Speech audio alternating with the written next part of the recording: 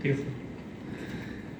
ওই যে আমরা তো শুধু আপেল খাই, আপেল খেলে কি হয়, ম্যালিক অ্যাসিড এসে পাথরটাকে মেল করে না, ছোট করে ফেলে, সফট করে ফেলে। যদি সফট করে ফেলে তাহলে বের হতে সহজ হবে। আর আমরা দিচ্ছি হলো কি অলিভ অয়েল।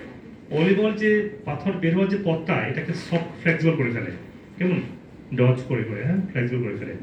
তারপরে থাকছে হলো সাইট্রাস, মানে যেমন হচ্ছে লেবু বা জাম্বুরা, ওই রসটাও আপনার ওখানকার যে ইনফেকশন আছে না, ইনফেকশনগুলো কমে যায়। ইনফেকশন কমে গেলে তখন ওই গলবাড়ার বাইল ডাকগুলা ক্ষেত্রে হয়, এগুলোর মধ্যে কোনো, এগুলো সহজেই এটাকে বের করতে পারে, হ্যাঁ, মানে সেলগুলো ভালো কাজ করে।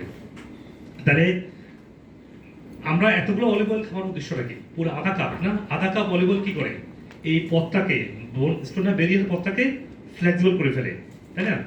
ধরুন আপনি যদি কোনো জিনিসের মধ্যে দেখবেন, কোনো জিনিস ধরেন মানে পিচ্ছিল করলে কিছু সহজ জিনিসটা হয় না, যে কোনো কাজে তো, তো পিচ্ছিল করার কারণে আপনার এটা সহজেই বেরিয়ে আসবে, ঠিক আছে? এখানে আটকানোর কোনো সম্ভাবনা নাই। এটা কখন কারো ঘটে নাই, এটা ঘটতে পারেও না।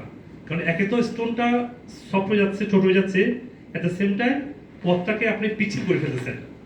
আর অ্যাপল সাইডার আপনাদেরকে বলি, মানে রিসার্চে দেখা গেছিল, রিসার্চ সাইন্টিফিক্যালি প্রুভেন মেথড এগুলো, রিসার্চ দেখা গেছে যে যখন এই অলিভ অয়েলটা দেওয়া হয়, অলিভ অয়েলটা গলবড়া সহ্য করতে পারে না। অলিভ অয়েলটা গলবড়ার থেকে জোর করে, মানে বাই ফোর্স এটা বেরিয়ে আসতে চায়, তখন এটাকে স্টোনটাকে ক্যারি করে নিয়ে আসে। তাহলে স্টোনটা আটকে যাবে, আপনারা এই ভয়টা পাবেন না, এটা এটা অসম্ভব, হ্যাঁ, এটা কারো ঘটে নাই। আর অনেক ক্ষেত্রে তো স্টোন পুরো কমপ্লিটলি মেল্ট হয়ে যায়, তাহলে তো আর কোনো রিস্ক নেই। আসসালামু আলাইকুম স্যার। জি।